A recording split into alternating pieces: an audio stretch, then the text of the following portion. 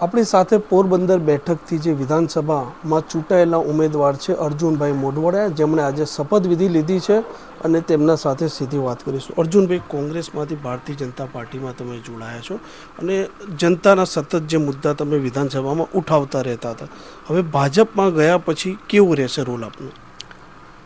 જો હું અત્યારે ભારતીય જનતા પાર્ટીનો કાર્યકર છું, એ હકીકત છે. અને મને ભારતીય જનતા પાર્ટીએ આવકારી અને પોરબંદર વિધાનસભાની બેઠક પણ આપી. અને એ બેઠકો પર હું એકલો નહીં, પરંતુ ભારતીય જનતા પાર્ટીના સંસદના ઉમેદવાર ડૉક્ટર મનસુખ માંડવિયા પણ રેકોર્ડ બ્રેક લીડથી અમે બંને 1,17,000ની લીડથી ચૂંટાયા છે, ખાલી એક જ વિધાનસભા બેઠક ઉપર.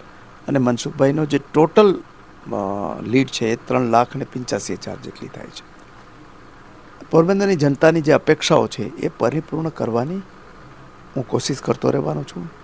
જે મુદ્દાઓ મેં વિધાનસભામાં ઉઠાવ્યા હતા એમાંના ઘણા મુદ્દાઓ તો હું વિપક્ષમાં હતો ત્યારે આ સરકારે સ્વીકાર્યા છે.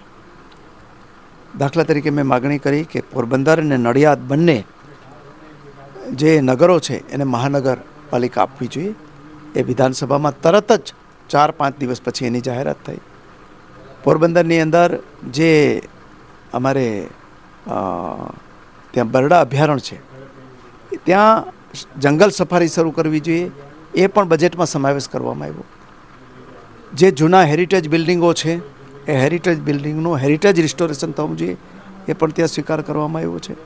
અને હવે જ્યારે મારે અત્યારે સરકારની પક્ષમાં હું આવ્યો છે ત્યારે અમારે પોરબંદરને જે રીતે નરેન્દ્રભાઈએ મોદી ટચ આપીને બીજા વિસ્તારોનો વિકાસ કર્યો છે એવો જ વિકાસ અમારે જોઈએ છે.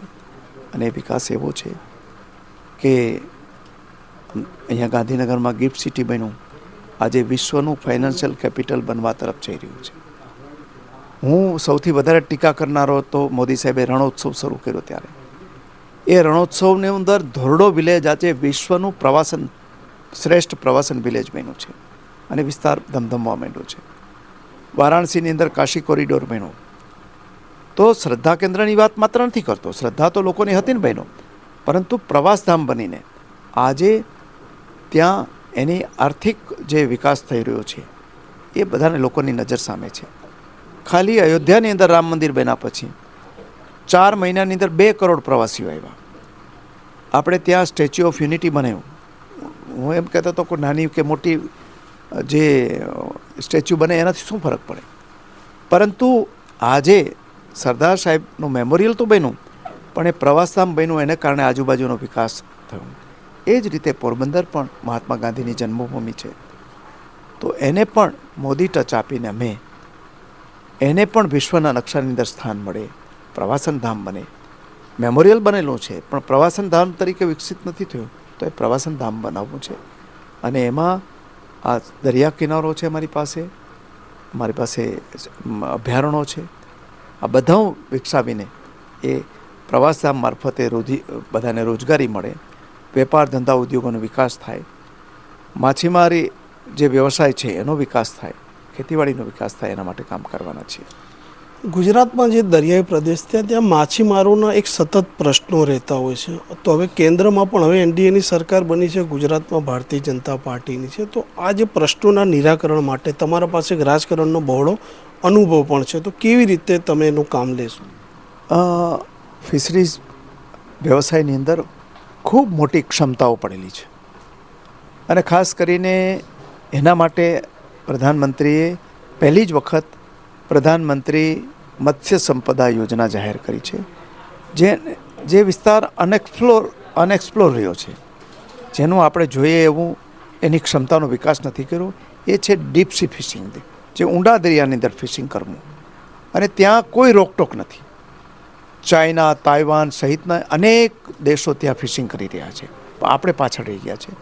તો એ ડીપ સી ફિશિંગની અંદર આપણા માછીમારોને યોગ્ય સહાય મળે અને એનો વ્યવસાય અપગ્રેડ થાય અને જે પરંપરાગત વ્યવસાય છે એ પણ વિકસે, એના માટેનું પૂરી કોશિશ કરવાનો છું.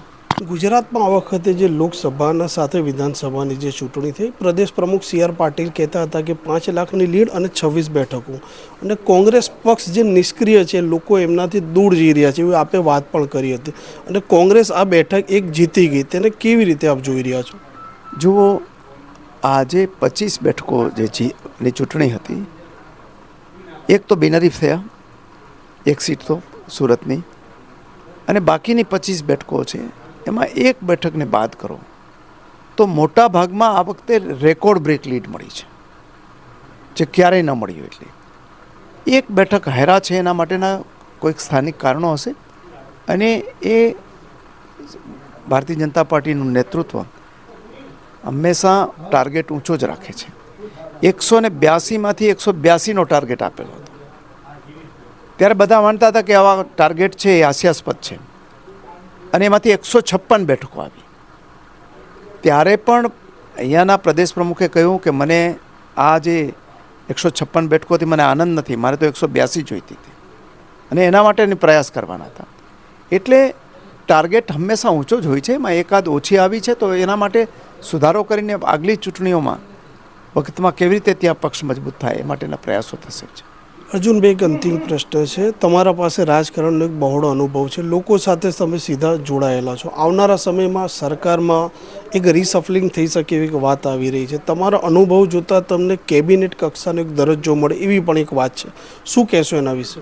ગુજરાતની જનતા મને બહુ સારી રીતે જાણે છે, અને ભારતીય જનતા પાર્ટીને પણ બહુ સારી રીતે જાણે છે.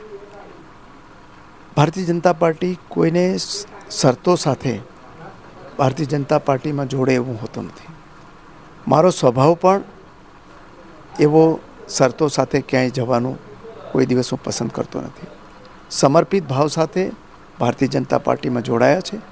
ગુજરાતની જનતા મને ઓળખે છે અહીંયા, અને ભારતીય જનતા પાર્ટીના આગેવાનો પણ મને મારા સ્વભાવને બહુ સારી રીતે જાણે છે.